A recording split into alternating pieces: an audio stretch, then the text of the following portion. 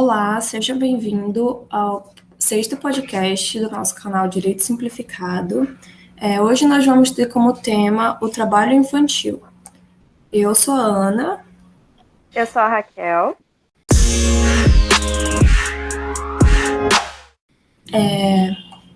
Primeiro, eu queria dizer que a Organização Internacional do Trabalho, ela descreve o trabalho infantil como causa e efeito da pobreza e da ausência de oportunidades para desenvolver capacidades, impedindo as crianças de frequentar a escola regularmente ou forçando-as a abandoná-la de forma prematura.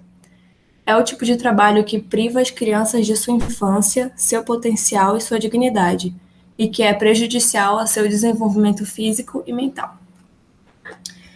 Bom, eu penso assim, que o fato de que nós vivemos num mundo majoritariamente capitalista ajuda para que esse cenário de trabalho infantil seja influenciado. Porque, como isso acontece muitas vezes, são famílias que, elas, às vezes, elas são forçadas a dependerem do trabalho de todas as pessoas da casa para conseguir se sustentar, né? Sustentar a casa, as famílias e ter alimentação todos os dias e tudo mais. Essas pessoas, elas estão em estado de vulnerabilidade. Então, é dever do Estado agir nesse problema que é estrutural e agir para garantir os direitos humanos e os princípios fundamentais do trabalho, né? O Estado também tem que entender que defender a criança não é defender uma vida isolada, é defender o todo, porque as crianças são o futuro da humanidade, o futuro de um país, de uma nação. E quando uma criança trabalha durante a sua infância, essa criança, ela não só terá dificuldade de ir para a escola, mas também de se desenvolver de forma saudável como ser humano. E isso implica gravemente no seu futuro como pessoa adulta. Por exemplo, isso pode deixar ela vulnerável no futuro para o trabalho forçado em si. Então, assim, essas pessoas que não têm apoio, né, que cresceram sem apoio da família, sem apoio do Estado, entendendo que precisam trabalhar para sobreviver. Desde crianças, essas pessoas elas não têm uma perspectiva concreta de vida e às vezes elas se veem forçadas a trabalhar em condições de trabalho deploráveis e análogas à escravidão. O que prova que esse problema ele é muito profundo, ele vai além de casos isolados, é uma coisa que engloba não só as crianças em si, é claro que as inclui, né? Mas é um problema que envolve toda a sociedade. E, assim, a realidade de muitas famílias é inimaginável para parte da população mundial. E o que as pessoas às vezes não entendem é que essas famílias, muitas vezes, elas não podem se dar o luxo de proporcionar uma infância completamente saudável, com lazer e tudo mais para sua criança. Então, precisa da ajuda do Estado para dar apoio físico e mental também, com psicólogos na escola. Por isso que a merenda também é tão importante, né? Porque assim, as pessoas não têm dinheiro e aí muitas crianças vão para a escola justamente por causa da merenda, né? Isso é uma forma de ter a criança ou adolescente na escola, por mais que seja triste que algumas crianças vão para o colégio só para comer a merenda e tudo mais, só por esse fato, né? Mas pelo menos é uma forma de proteger a criança. Então, esse tipo de coisa, programas como o Bolsa Família, e vários programas do governo também que ajudam, que influenciam que a criança vá para a escola, influenciam até que os pais queiram, né? Que alguns pais não veem a importância da educação, acham que é uma coisa que não é assim extremamente necessária, porque é extremamente necessário. Não só não só por esse fato, né, pelo fato da educação, mas por tudo isso que eu falei, porque essa criança, ela vai aprender a conviver com outros seres humanos, ela vai ter um desenvolvimento, porque ela precisa dessa convivência, precisa de conhecimentos que ela vai levar para a vida, para o seu desenvolvimento como pessoa. E, bom, eu queria falar também um dado aqui, que em 2016, 152 milhões de crianças entre 5 e 17 anos eram vítimas de trabalho infantil no mundo. 88 milhões de meninos e 64 milhões de meninas. Deixando claro que esse problema ele é atual e é global. São muitas pessoas que vivem nessa condição. E como a Organização Internacional do Trabalho disse, o trabalho infantil é causa e efeito da pobreza. Então, assim, as crianças trabalham porque são pobres e, por causa disso, no futuro, elas vão continuar sendo pobres. A sua família não vai conseguir sair daquela condição. Então, o que as pessoas precisam saber é ter essa visão de presente e futuro, do quanto que o trabalho infantil implica na nossa sociedade, sabe? É um problema muito grande, muito mais do que algumas pessoas podem imaginar. E, assim, esse dado que eu falei agora também com certeza, pode ter certeza absoluta que não são só esses 152 milhões de crianças, porque existem crianças que trabalham forçadamente, né, que trabalham de forma cansativa nas suas próprias casas, com o trabalho doméstico. E com certeza a maioria dessas crianças são meninas. E esse tipo de trabalho, ele não é contabilizado muitas vezes nesse tipo de dado estatístico, porque as crianças estão nas suas casas e fazendo trabalho doméstico, entende? Não tem como fiscalizar muito isso, mas a gente sabe que essa é a realidade de muitas pessoas. Isso também é uma questão de desvalorizar o trabalho doméstico, porque pensar, tipo, é só uma ajuda, não é um trabalho de verdade, não. É um trabalho de verdade, é cansativo e pode sim prejudicar o desenvolvimento da criança e do adolescente que passa horas e horas trabalhando em casa, ajudando a mãe, cuidando dos irmãos, fazendo todo esse tipo de coisa.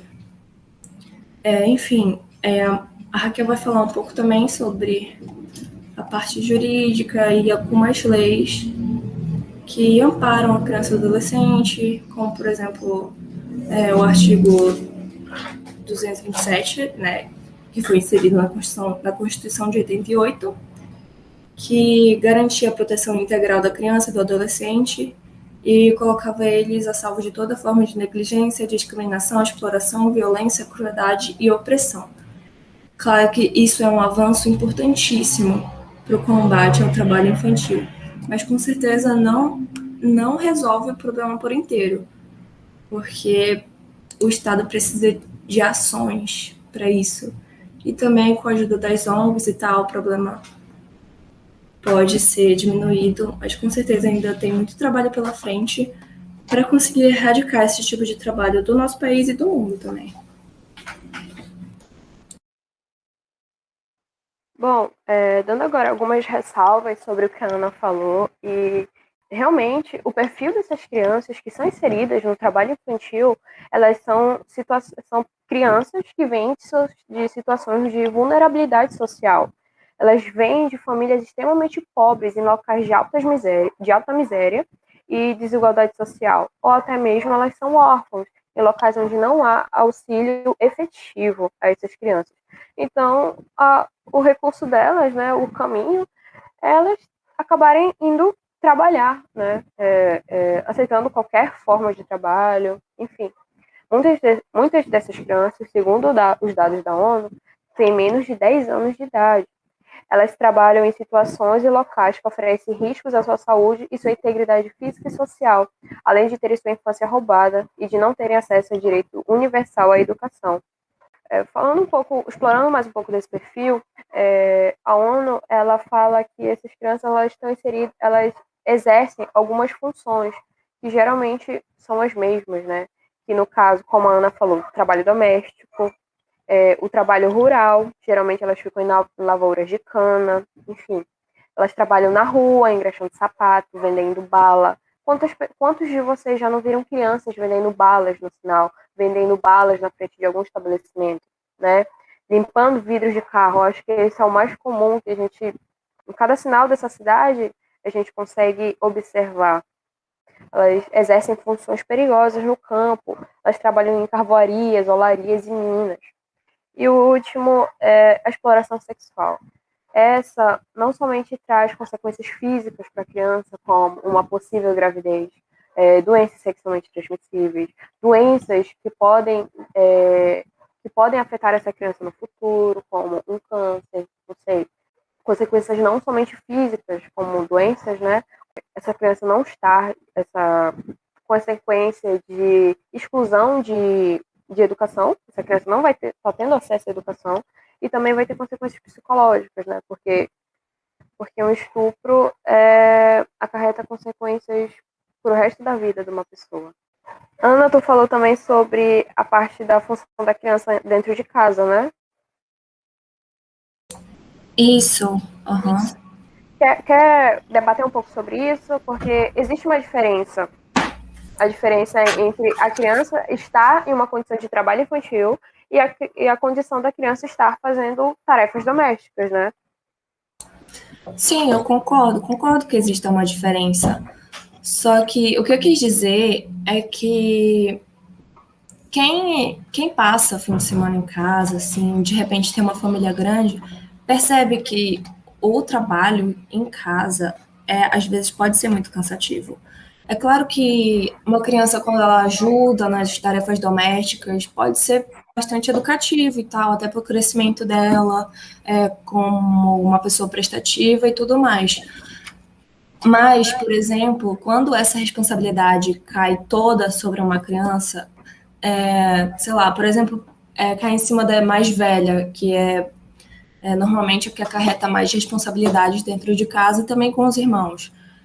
Isso pode acabar sendo cansativo para essa pessoa, entende? Isso que eu quis dizer. Eu acho que é o tipo de coisa que não entra muito em dado estatístico, por ser algo assim. Naturalizado.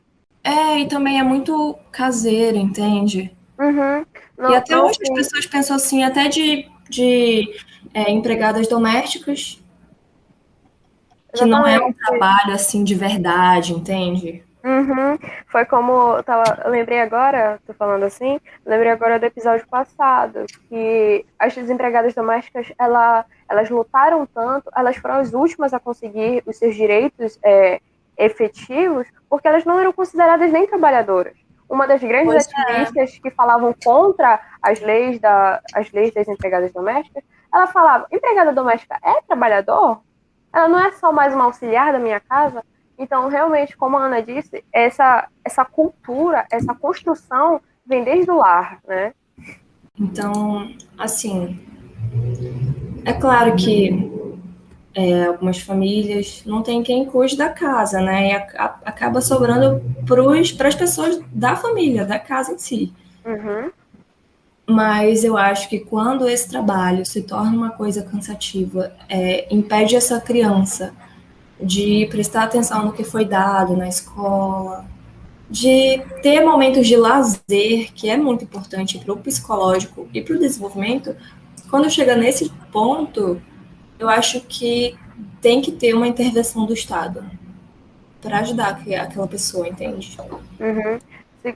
A característica, segundo a Pastoral do Menor, de diferenciação entre atividades do lar, para que essa criança cresça, se torne um adulto funcional, e o trabalho infantil é quando o trabalho doméstico ele é excessivo a ponto de impedir a criança de ter tempo para brincar e tempo de aprender, né?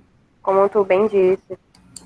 Pois é, e assim, o presidente Bolsonaro teve uma fala que ele implicitamente apoiava o trabalho infantil, dizendo que trabalhava desde os 9 ou 11 anos, não tenho certeza, e que isso fez bem para a vida dele, porque fez ele ganhar experiências e tudo mais. Qual é o problema dessa fala? É que minimiza o problema, sabe? Não são todas as pessoas que vão trabalhar quando são crianças, assim, na empresa do pai, o fim de semana na fazenda do pai, da mãe, entende? Com certeza essa criança que tem essa condição melhor vai ter tempo de brincar, vai ter tempo de estudar, vai ter tempo de fazer suas coisas. É diferente, não são todos os casos que são assim. As pessoas têm que reconhecer que a nossa sociedade ela é múltipla. Existem muitos tipos de pessoas e famílias, e essas pessoas que estão em vulnerabilidade social, elas vivem numa realidade diferente. Então, assim, falas como essa são extremamente problemáticas, porque elas minimizam o problema e não ajudam em nada, entende? Ainda fazem as pessoas serem contrárias a quem defende que o trabalho infantil é errado, o que é uma coisa absurda. Concordo plenamente, concordo plenamente. O Brasil, ele, junto com a OIT, que é a Organização Internacional do Trabalho, e a ONU, o Brasil assinou um compromisso, ele assumiu o compromisso de erradicar o trabalho infantil até o ano de 2025. Só que, se a gente for analisar, é praticamente impossível. Não estou sendo negativa, não estou sendo pessimista, mas é uma coisa muito distante da nossa realidade. Sim, e tipo, ainda mais agora que com a pandemia, né, já tem mais de um ano de Exatamente. pandemia e a evasão escolar aumentou drasticamente. E o que essas pessoas estão fazendo? Essas crianças estão tendo que arranjar alguma coisa para trabalhar, para ajudar com a família, entende? Exatamente. O número de pessoas que entraram na linha da miséria aumentou consideravelmente no Brasil, gente. Então, essas crianças elas vão procurar algum recurso para estudar em casa, né? Pois é. O primeiro passo foi dado para essa erradicação do trabalho infantil em 1990, com a criação, com a promulgação do ECA, que é o Estatuto da Criança e do Adolescente, que proibia o trabalho infantil, e com a Constituição de 88 também, que criminaliza a exploração do trabalho infantil. O artigo 4º do ECA, fala bem assim: é dever da família, da comunidade, da sociedade em geral e do poder público assegurar com absoluta prioridade a efetivação dos direitos referentes à vida, saúde, à alimentação, educação, ao esporte, ao lazer, à profissionalização, à cultura, à dignidade, ao respeito, à liberdade e à convivência familiar e comunitária da criança e do adolescente. São coisas que a gente vê que o Estado tenta, mas nem sempre é suficiente, sabe? O Estado tenta prover a educação, mas ao mesmo tempo faz cortes na educação. É meio contraditório essa ação do Estado, mas enfim. Segundo o artigo 60 do ECA, fala que é proibido qualquer trabalho a menor de 14 anos de idade. E o engraçado é que dados da ONU falam que o índice de crianças exploradas, elas são menores de 10 anos, né? As crianças, elas precisam de um outro olhar do poder público, né? Essa tentativa de erradicação do trabalho infantil até 2025 é bem difícil de acontecer, mas a gente espera, no fundo, a gente espera que isso aconteça. O adolescente, o jovem adolescente, ele não é impossibilitado de trabalhar. Tanto é que, ultimamente, foram criadas alternativas, né? Muito famosas até, que é o aprendiz legal, o menor aprendiz, que jovens adolescentes que estão efetivamente matriculados em uma escola, eles podem trabalhar de meio período em empresas, mas de carteira assinada. Isso é aprovado pelo ECA. Não, adolescente de 14 a 17 anos pode sim, desde que a sua empresa, desde que você, patrão, obedeça às regras que estão expostas aqui, que é a carteira assinada, que é férias, mas todas as obrigações que um patrão tem que ter sobre os seus empregados. Bom, esse foi o nosso episódio sobre trabalho infantil. Claro que nosso trabalho tem defeitos, a gente não consegue englobar tudo o que tem sobre esse assunto, mas eu espero que a gente consiga alcançar o nosso objetivo, que é fazer as pessoas que escutarem refletirem a respeito disso e fazerem o que estão ao seu alcance, né? Ajudando instituições não governamentais e também exercendo o seu dever de cidadão, que é proteger também a dignidade e dar respeito às crianças e adolescentes do nosso país. E também exercendo sua cidadania e votando em candidatos com essa preocupação, entende? Que tenham essa visão do presente e do futuro da nossa nação. Então, assim, nós esperamos que você tenha gostado. E se você ouviu até aqui, muito obrigada pelo apoio. E esse é um trabalho, né, que é realizado para a matéria de Direitos Humanos, sob orientação da professora doutora Paula Arruda, e nós somos discentes da Faculdade de Direito da Universidade Federal do Pará. E esse foi o podcast de hoje. Muito obrigada. É isso, gente. Obrigada. Dá um like e se inscreve no canal, dá essa força aí pra gente. Comenta aqui embaixo também o que vocês acharam, suas opiniões. E é isso. Tchau. Tchau.